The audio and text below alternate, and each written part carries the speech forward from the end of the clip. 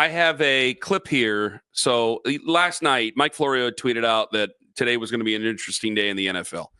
We've been trying to pay attention to this here for the last couple of hours. Pablo Torre of the Pablo Torre Finds Out podcast. You watch him on ESPN, High Noon. He's covered sports for a long time. He and Mike Florio are uncovering a story, it seems, about potential collusion in the NFL over Lamar Jackson's contract. It's a long story, but long story short, you remember Deshaun Watson got a big contract from the Browns, right? 230 guaranteed, right? Yeah. And then the next season, Lamar Jackson came due for a contract, right? And there was a whole hold in, hold out. Who was his agent? It was himself or his mother or whoever.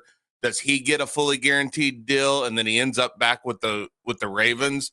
This is just a little bit from Pablo Torre on the Pablo Torre Finds Out podcast about why Lamar didn't get that contract. Okay.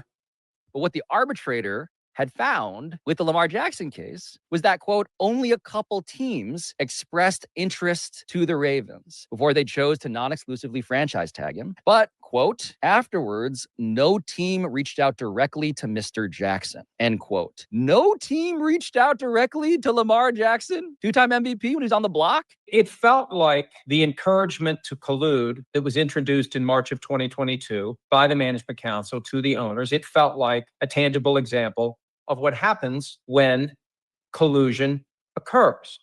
And I thought it was surprising to see the lengths to which the arbitrator went to credit the various excuses that were provided as to why teams weren't interested. It creates a problem with your current quarterback if you decide you're going to go all in a pursuit of Lamar Jackson. It would be really expensive. You'd need to maybe do a fully guaranteed contract. That's another reason to not contact him.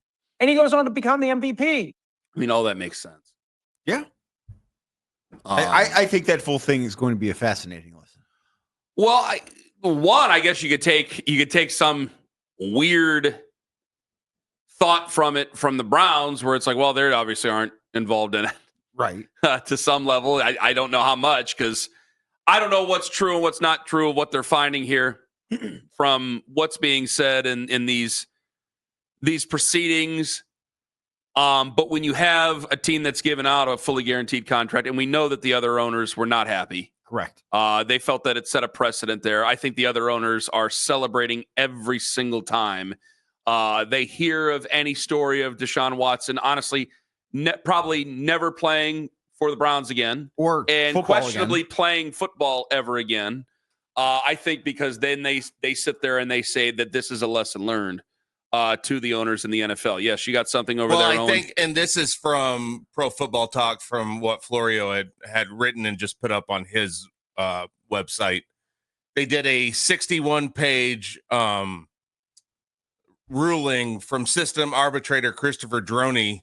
It says Droney wrote on pages 55 and 56, January 14th, 2025 ruling. There's little question that the NFL Management Council, with the blessing of the commissioner, encouraged the 32 NFL clubs to reduce guarantees and veteran contracts at the March 2022 annual ownership meetings. In other words, the NFL wanted its member teams to collude.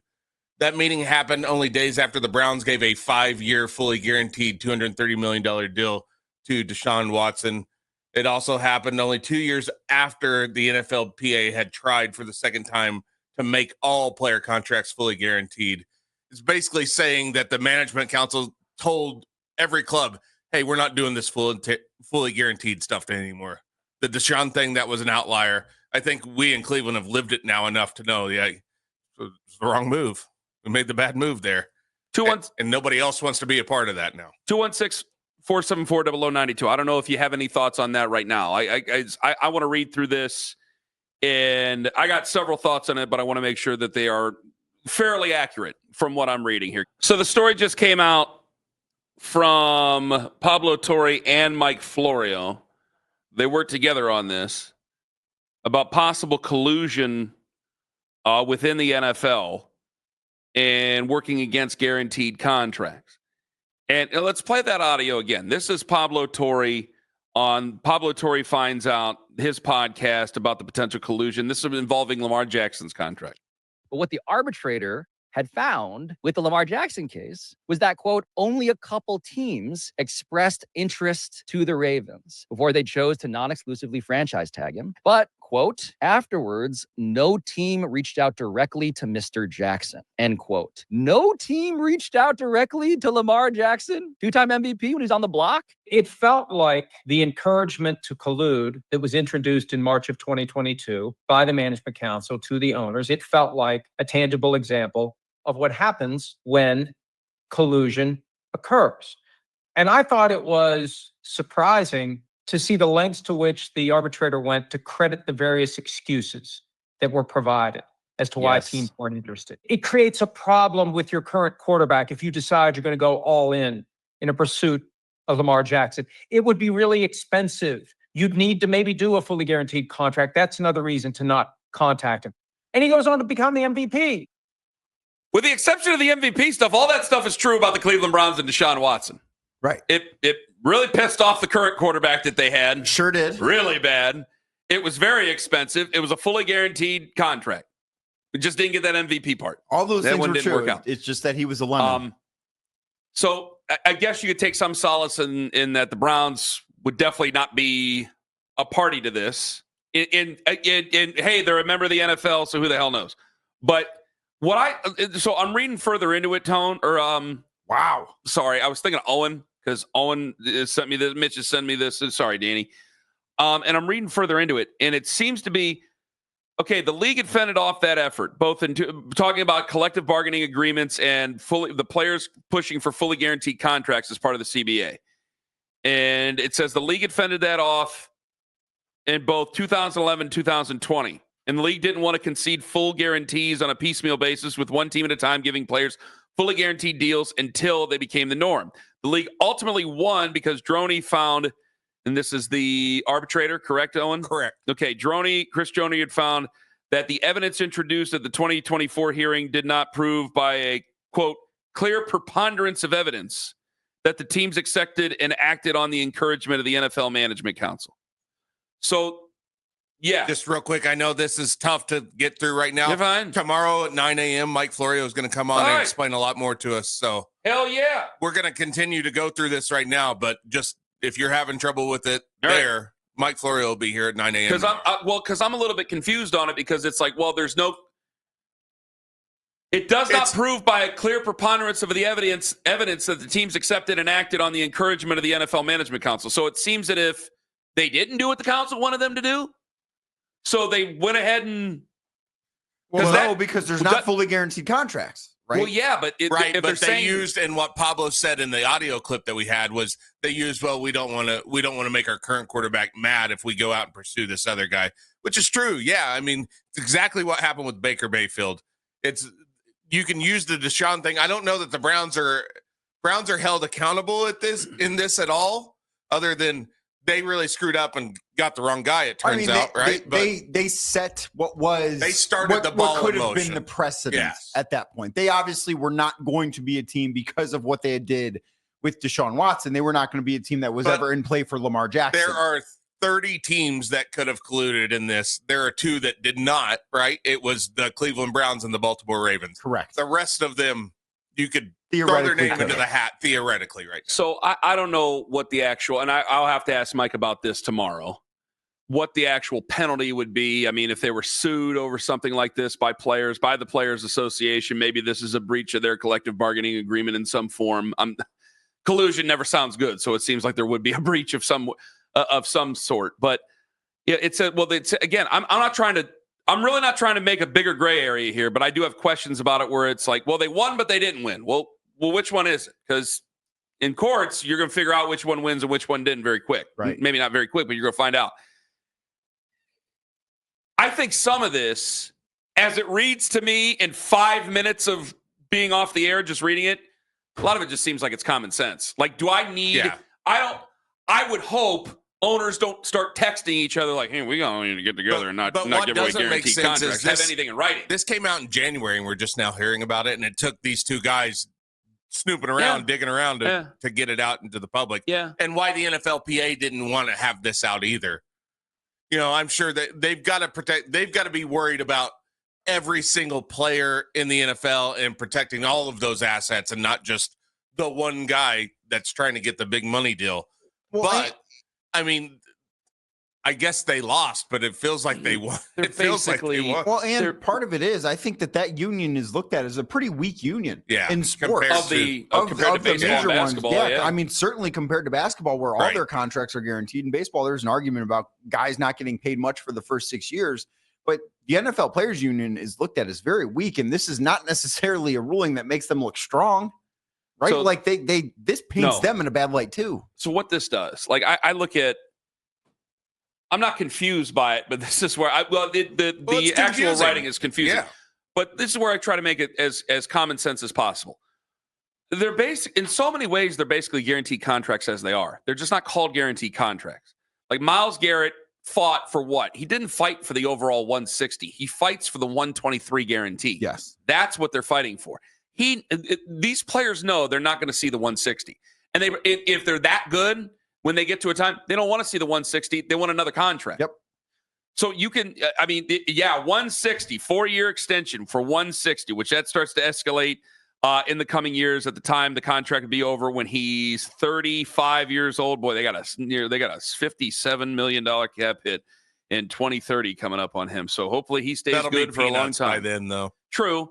There's it actually goes down from 64 Your PSLs will pay for in, that. in 2029. Now you don't know that specifically. So a lot of, I think for fans, like this is one of these things that I think that the media has a much bigger interest in than the general fan. I think the general fan just wants to win games and wants to get the player no matter what. Like when it came to, like when we talked about the Deshaun Watson stuff, there was everything else that came with it. I know that the NFL was not happy with the Browns for giving a guaranteed contract. And yes, I know that there were definitely teams, and everybody knows that there were definitely teams rooting against the Browns and rooting against him with the specific reasons of not anything when it comes to any of the other stuff. They just didn't want a guy with a fully guaranteed contract going out, playing well. They wanted to use it as a public cautionary tale against guaranteed contracts, going, see, we didn't want it and you shouldn't either, because what are they getting for their money? Even though it's not our money, what are the Browns getting for their money? Well, they got a lot of headaches. They got their old quarterback putting it on them with the Tampa Bay Buccaneers. They got a lot of fans disenchanted with him. They have all these other things that we've been discussing here over the last 3 years, to the point where, there's a lot of hope that I have in Shedeur Sanders, because he's way more fun to talk about than anything we've been talking about over the last 3 years. But that's a separate entity. The NFL wanted that for the general public. They wanted the Browns to lose and wanted them to Browns to lose specifically with him, so they could show the general public in the easiest of terms that this is not good for the league, which still, they're guaranteed contracts anyway, because you're never making it to the end of these deals. Yes. You're never going to make it to the end of $160 million. The only time a guaranteed contract in the NFL comes back to bite you is when it turns out the way that the Deshaun Watson one did for the Browns, where he's just an absolute lemon. He can't play football anymore. And that has been very clear, I think, from the start of his tenure actually wearing an orange helmet here. So that is what teams have been rooting for, because they did not want that to be the precedent. And then there were a few test cases afterwards. Lamar Jackson was one. Kyler Murray was another one, where those guys were up for extensions. Obviously, the Lamar stuff got much messier than I think any of the other situations have in the NFL, at least that I can think of off the top of my head, with him actually requesting a trade at a certain point. But none of those guys got fully guaranteed contract. Even guys that have been that are worthy of it.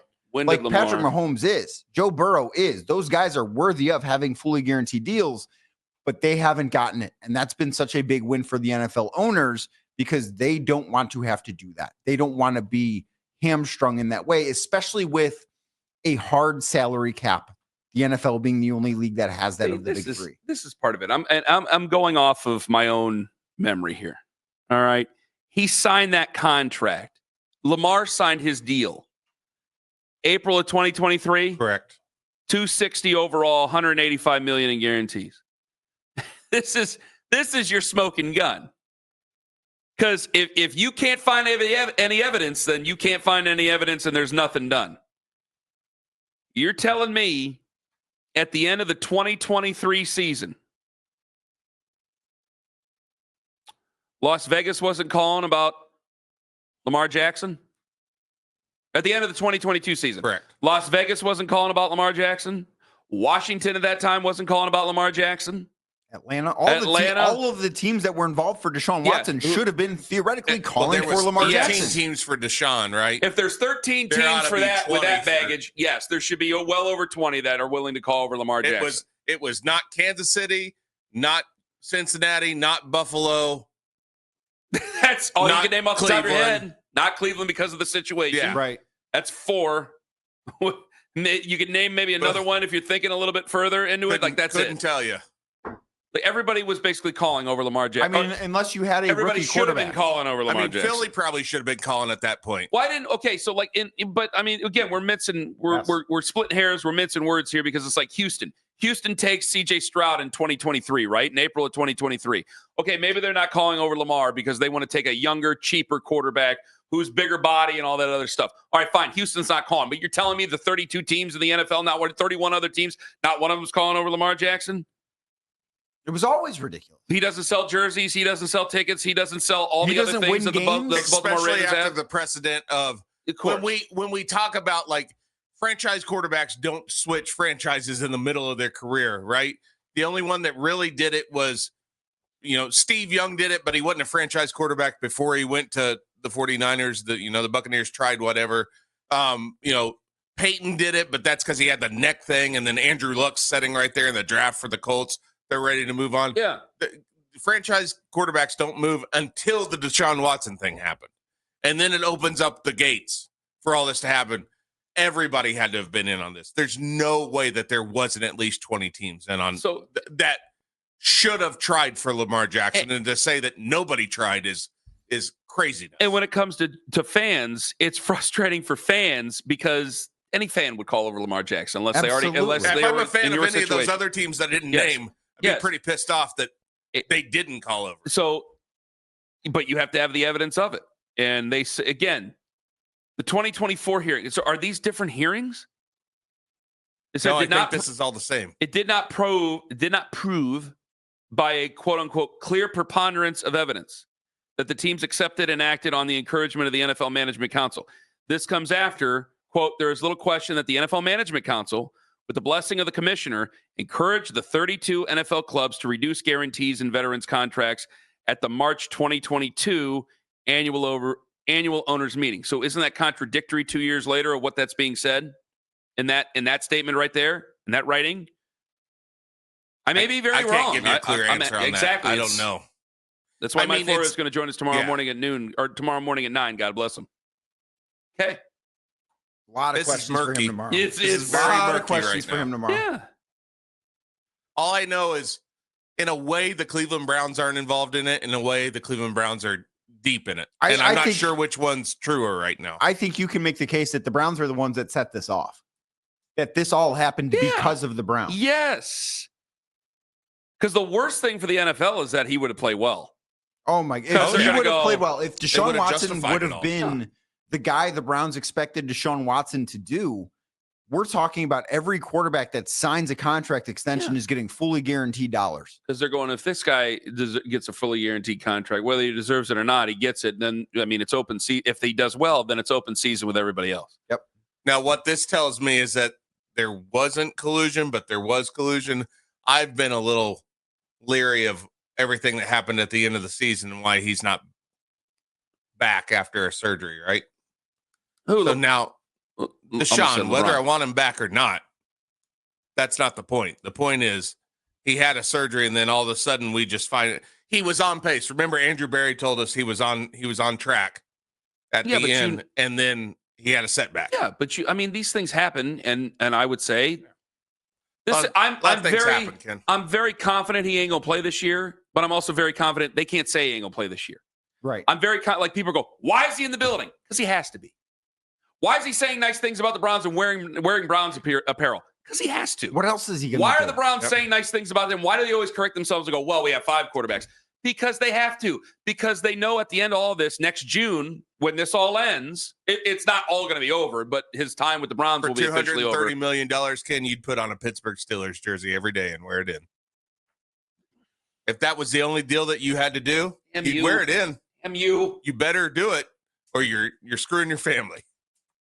Fair point. Yeah.